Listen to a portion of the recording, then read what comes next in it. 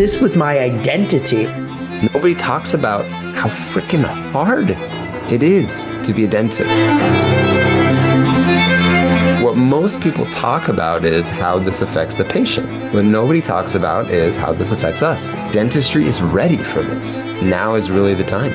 Welcome to Wellness in Dentistry. Today we're going to be talking about a topic that I'm not sure we've discussed in the past, which is understanding our hygiene colleagues, getting them involved with the business, understanding the mental health challenges that they go through, and finding ways to work through this. So I am Dr. Kyle Stanley. I'm a dentist, tech entrepreneur, speaker, and a researcher, and I'm joined by your co-host, Dr. Martin Mendelson. Martin is a disabled dentist, coach, speaker, and author, and his first book, One Move Makes All the Difference, is available for pre-order wherever books are sold. Together, Martin and I have helped thousands of dental professionals pursue wellness in dentistry, and we're excited to talk about this topic today of really getting on the same page with our hygienists, understanding what they go through, and having them be an ally instead of an enemy. Yeah. And I would say that the opposite's also true, right? Having the dentist be an ally, not an enemy, and back and forth both ways, right? Yeah, for sure. Yeah. And this topic came about because on my Instagram, I post a lot about mental health for dentists. And what I do get often is messages, or usually it's comments on my post saying, I'm an RDH and I go through the same thing. Yeah. Or, your hygienist team has just as much stress as you do. Yep. And I think that it's important that we air some of what our hygienists go through and Hmm. also talk about what we dentists can do to get them involved, to help them, to Yep. make them perform better. Because, let's be honest, from a business standpoint, our hygienists are a great source of finding more dentistry, of getting kind of recurring revenue from patients coming back every six Yep. months, every 3 months. Yeah. They're a big part of our business and a big part of our team.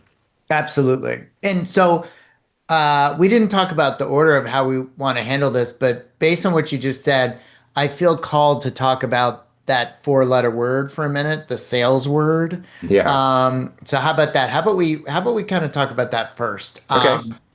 Because this gets a lot of traction, whether it's dentists talking, hygienists talking, etc. And the truth of the matter is, if you look at what the word means, you are satisfying someone's need. And so you can call it whatever you want. But if there's a patient in the chair that has a clinical need and you have a remedy to that clinical need, then we have a responsibility to bring that up. Yeah. Now, if it's something that isn't necessary, well, that's a whole nother discussion. But let's for now just assume that what we're talking about here are clinically needed things, whether that's, fluoride treatment on a high caries risk patient, what have you, right? So I think that's number one, because I think we get in our way relative to this sales word. And I know from coaching mostly docs, I hear their side, and they can get frustrated with their hygienists for not, let me use the word, selling certain therapies, yet they can look at their own practice data and see that those patients who have had X, Y, or Z therapeutic modality are doing better. So, we need to keep talking to each other, which is one of the big themes of today, right? So Yeah, I what are know your what that are your thoughts on that? many of our hygiene colleagues have voiced to me that they didn't get into this to sell. Right. And so they feel uncomfortable talking to patients about, hey, next time we need to do scaling Hmm. root planing, or there's a crown here that the margins look a little interesting. I want to have Yep. Dr. Stanley take a look when he comes in. They don't like that. A lot of them want to be liked and Hmm. want to get in and do their hygiene. Yeah. And I think what most of them don't realize is that many times hygiene can be a break even. Yeah. if no dentistry is found. Yeah. Especially now with the high cost of hygienists, of Mhm. overhead in general. Yeah. I know many offices that literally break even, some even lose money on Right. hygiene just to keep patients back so that if they have something that needs to be done, we can find it and treat them appropriately. Hmm. So I think that's where a lot of it starts, which is they don't have the business mind because generally they're not owning practices. So they just want to kind of come in and do what's already there. Yeah. And what I would say as almost a contra to that is yes, and what are we not doing that's needed, warranted, and appropriate? You're talking from a clinical standpoint? Yeah. Yeah. Well, I mean, some of it comes down to education. Yeah. I know that one of our hygienists, her name's Diane, she's been with our practice for I think 30 plus years. Hmm. She understands biomimetic dentistry, she Hmm. understands guided Yeah. surgery. I mean, she understands why we use rubber dam. Hmm. And what's funny is, I mean, if Diane can tell a patient, I've seen this on other patients. I'm going to have, Dr. Najat or Dr. Stanley or Dr. Helm take a look, Hmm. but it looks like you may need something like this. They're like, yeah, okay. Like if Yeah. Diane tells me, great. Like even if the dentist says something, they may Hmm. not do it, but if the hygienist is there, and I think that's because in general, they spend more time with the hygienist. Yeah. They talk And with the hygienist. The hygienist gets to know their kids' names and what they're doing and whether they went on vacation and what their kids' schools are, and they have this built-in rapport that really yes. makes them a valuable asset to the team, to the business, and to the patient. And honestly, because I haven't practiced clinically for a while, people will tell me things that I think they wouldn't tell an actively practicing dentist. Do you have any idea how many times I've heard, well, I'm only there for the hygienist? Hmm. Even those that have had care in the doc's operatory, Yep. they still have had a greater number of interactions with the hygienist. Yeah. So your hygienist is somebody that has a mate that is significantly involved in the retention of patients in your practice. And Yeah. so I don't want to get ahead of ourselves, but to that end, we need to talk about the stress that they're under and the scheduling that we're forcing upon them while we're expecting them to perform hygiene therapy. We're expecting them to break down, clean up, set up, take the radiographs, do probings, sometimes with help, sometimes with not.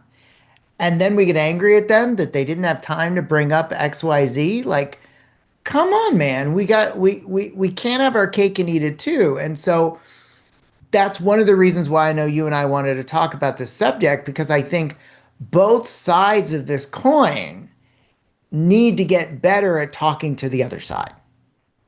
Yeah, well, let's talk about that from the dentist standpoint. Hmm. I think that, and I believe that you agree, that our team members should understand the business side. Now, some people think that is overkill, but I believe on explaining to your hygiene team, for example, what is your Hmm. overhead for this? Yeah. Now, I'm paying you this much an hour. My overhead per chair is this much. So in Yeah. order for us to not lose money, Right. this is how much we have to make. Now, we don't have to make that every hour, but on average, it Correct. has to be above this, or else I honestly lose money by having you here, right? And so getting them involved with understanding a P&L, understanding what overhead is like, because many of them have no idea. And Nope. they shouldn't be expected to. It's like, I don't know what the overhead is on someone else's business. Well, Yeah. it doesn't matter to me. I'm coming in and getting my payment and going home. Hmm. Hmm. But I think this allows an open conversation to talk about raises, to talk Yeah. about production in the practice, to talk about Hmm. getting patients ready to listen Yeah. to the doctor. Because Yeah. I'll tell you, the hygienist doesn't need to sell dentistry, in Yep. my opinion.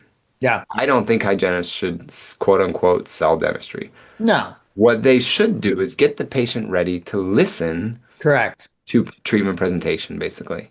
Saying, hey, there's something here. When Dr. Stanley comes in to do his exam, I'm going to have him take a look. It looks like there's a margin, there may be some Yep. decay, but I don't know. I'm going to have him take a look when he comes in. Hmm. And Then, when I come in and say something about that, it's not like the first time they've heard about that.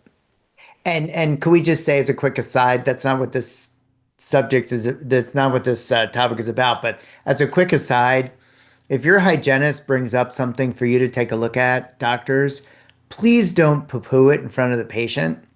Please don't make them look like they were, seeing something that wasn't there. Like there are ways to thank them for their observation, thank them for looking out for the patient and saying, you know what, I think I believe I know why you felt this way. What I'm looking at leads me to believe that we're okay for now because blah blah blah blah blah. Like let's work on that as well. I mean, there's so many elements to this, right?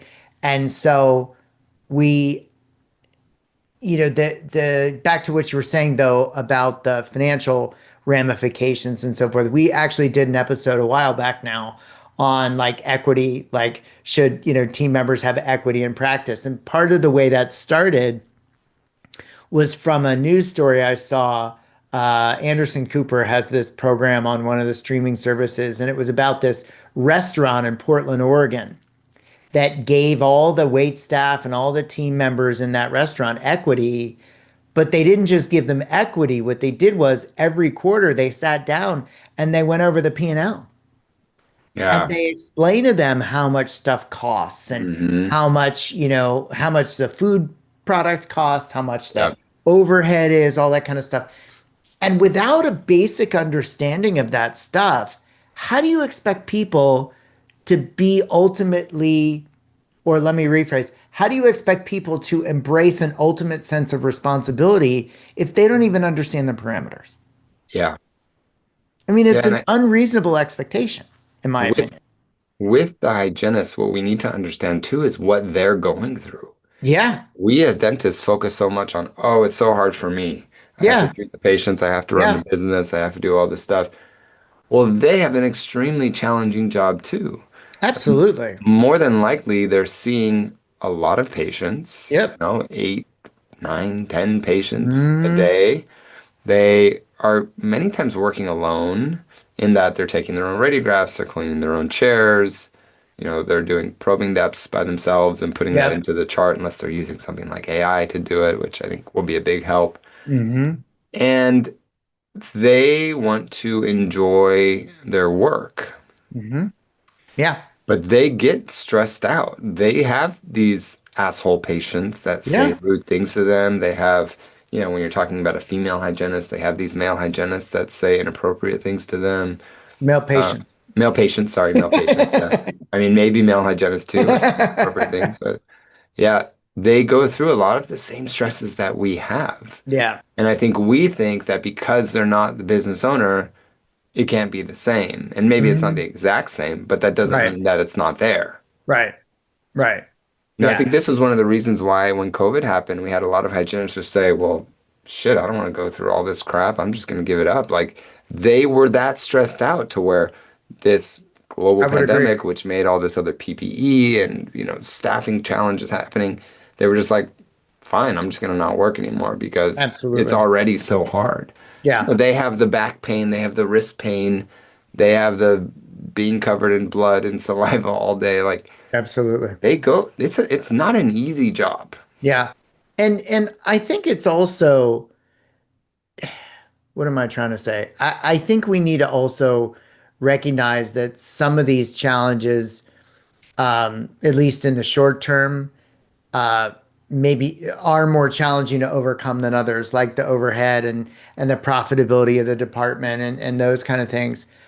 But if we're not talking about it and we're not looking for opportunities, how do we expect to find solutions? And let's face it, as a dentist, how do you expect to fully understand how to improve the hygienists day to day and their department's profitability without actually engaging them Hmm. because they're the ones going through it every day. They would never expect them to be able to, the hygienists, I don't, most hygienists wouldn't expect to completely be able to solve problems that you're having in the operatory because they're not living that life each and every day. So I think there's a lot of I know there's a lot of miscommunication, there's a lot of misunderstanding, but there's a lot of lack of communication going on that can help, if nothing else, start to find solutions so that we can solve these challenges instead of just, and I say this with respect to both sides, constantly complaining about the other. Yeah, I think you hit the nail on the head, which is it's just a lack of communication. Yeah. That lack of communication breeds this lack of understanding and Hmm. then creates resentment on Hmm. both sides. Yes. And so, as dentists, which is what a lot of our listeners are, we need to have compassion for our hygienist colleagues. Hmm. We need to try to understand what they're going through, maybe even ask them, hey, what stresses you out? And is there a way that I may be able to help mitigate that? Because people love to complain that, oh, there's so much turnover in hygiene. Well, people don't leave if they're happy, Yeah. right? Yeah. Like if Yeah. you create a great environment, people stay, Yeah. you know? Even And even it shows that they stay even for less pay. hmm and I got to say too, we talk about the book Crucial Conversations all the time on this program. We teach it in our live course, Lightside Live, but it's something that I would really encourage everybody to pick up and read. And here's why. Particularly if you're in a situation that has festered for a period of time, there's going to be a lot of emotions that are going through, and there's going to be almost by default certain conclusions based on emotions that all parties are engaged with. And so at the end of the day, in order to solve any challenge within a practice, which is a business, we've got to get back to what the actual facts are. You know, you don't care how hard I work is not only not a fact, it's not something that's solvable. So we need to understand, okay, I'm just using this as an example. When you give me 30 minutes for an adult prophy, I don't have time to do the other stuff because I gotta, break down for the last patient, set up for this patient, take the radiographs, etc. So we need to get back to the facts of the situation, the realities of the situation versus how we're feeling about the situation. Right. Right. I think the only way of doing that is having open conversations Yeah, when two totally. people cannot be heated. Yeah. That comes from practice, comes Hmm. from learning frameworks of conversation and Absolutely. just doing it. Absolutely. Absolutely. So if we take our hygiene colleagues, we try to understand where they're coming from, and then we educate them Hmm. on the side of the business. Yeah. Do you think that that is a good starting point for creating a good relationship, having them understand how we expect them to perform and how they impact the business? Yes, but I think we left something out, which Okay, is tell me. helping the dentist understand what the hygienist is going through from a workflow perspective. Uh-huh. So, for example, something as basic as a time and motion audit. I know Amy Morgan at Spears taught this for years and years and years. Like, how long does it actually take us to do X, Y, and Z on average?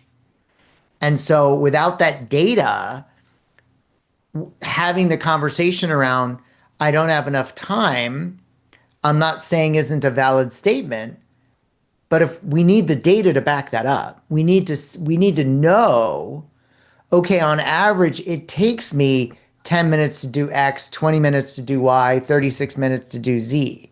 That's what we need to get to. So my point is that each party needs to better understand each party from as factually based perspective as possible.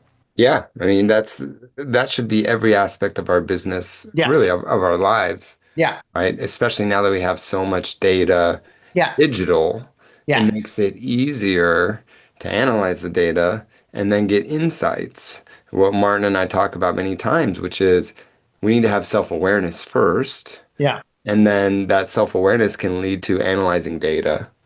That then leads to making decisions and practicing and getting better at that. And if we're really truly interested in solving the problem, we will be curious, not judgmental. And what do I mean by that? Well, if it were me, I could scale a quad in X number of minutes. Well, guess what, Doc? That ain't you. Yeah, And so, we have to look at the team that we have and how long it actually takes those individual human beings to do said task.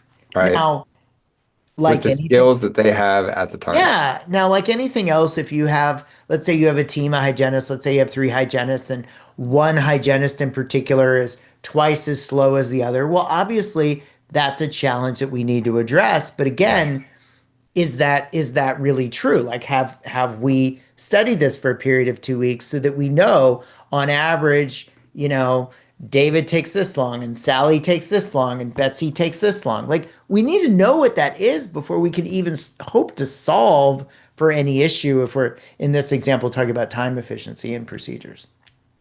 Yeah, from my standpoint with this topic of today, you are definitely coming from it as, or coming to this topic from the practice management standpoint, Hmm. Hmm. which I think is fantastic. And I'm coming more from understanding the challenges that our hygiene colleagues go through. Hmm. Because I'll tell you, it's hard to focus on what your team is going through when you're so focused on what you're going through. Yeah, And so that's I fair. want to just take a second to say to the dentists that are Yeah. listening, especially the practice owners, I get it. Yeah. You're so underwater that you can't even think about what Oh, heck yes. someone else is going through. But I want to challenge you to say that by understanding your hygiene colleague and helping them, it Hmm. can actually free up stress for you. Oh, So it's 100%. like by being a little selfless, it can, Hmm. or by being a little selfless, it can be a little selfish. Yeah. Yeah. It's kind of like self-care is not selfish because, Right. it's put your own oxygen mask on first so you can be healthy, wealthy, and wise for Yeah. others, right? Yeah. And I think the opposite would be true, right? So what I just talked about was if you help your hygiene colleagues and help solve some of their problems and stress points, that will leave less stress on you. Yeah. But also, I could argue that if you focus on yourself, Hmm. you become a better communicator, a better leader, you understand your Yeah. business better, Yeah. that you can actually decrease stress for them. Yeah. No, 100%. You know what else is coming to my brain that I really want to verbalize is this, how often have we heard, well, the going rate for hygienists is X, or the going rate for assistants is X, or even Yeah. associate dentist, right? Yeah. But yet we all know that every practice is so different.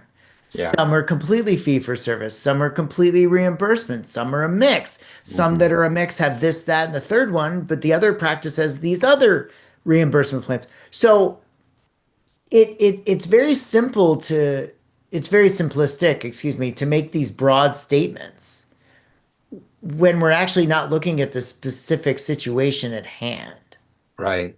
right? And so I'm just throwing that out there to give people another pause because those that know my work know that I'm a big believer that there's a space between stimulus and response from Viktor Frankl's work. And everything that we encounter in our lives is neutral. It's our thought that gives it power.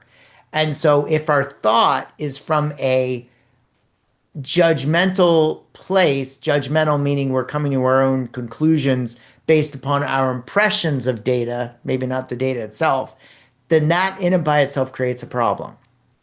Yes. And so if we can agree that every practice is different, then to say we've got to pay whomever in the practice, I don't care what position, X dollars, that's not necessarily true. Or possible, I guess would be a better way to put it, right? Yeah.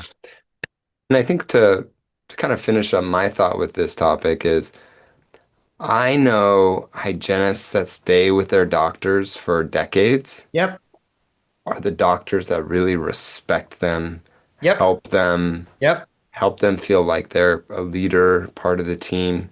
Absolutely. And I mean, you think about when someone leaves, the research shows that you spend 200% of their salary Yep. to find the next person. Yep. And someone's saying, how's that possible? Well, because it's not just finding the next person, it's the missed opportunities, the stress that happens with the other team members, Yep. right? The conversations that go down, the patients that leave because they wanted to be with Janet and Janet isn't there anymore.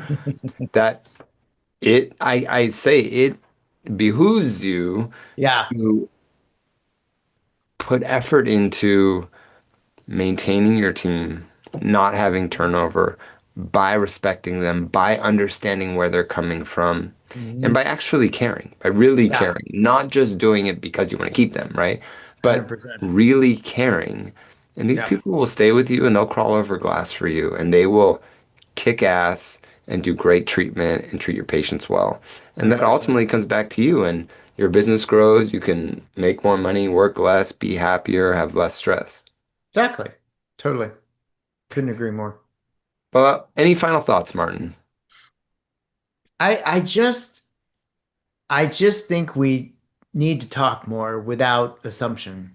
I think is really what it comes down to. And I believe in my soul that any conversation that creates a significant amount of momentum is entered into without expectation. And so if we can walk into a conversation with the simple goal of just looking to understand each other better, we will come out of there with solutions that we likely never thought of because we're not so focused on we got to fix it versus we need to understand each other better first Yeah. to fix it. Yeah. So, I think it's a great way of finishing. Well, for the hygienists that are listening, we hope that you enjoyed this. For the dentists that are listening, we hope that you enjoyed this as well. And if this resonated with you and you know a colleague that would like to hear this discussion, please send it to them. I know that when Martin or my other colleagues or friends send me podcasts, they go to the top of my list. And so that's all we ask. If you're interested in any of our in-person courses, online courses, speaking events, you can go to wellnessanddentistry.com, click on our links, and you'll find everything you need there. We will see you all on the next episode of Wellness and Dentistry. bye bye.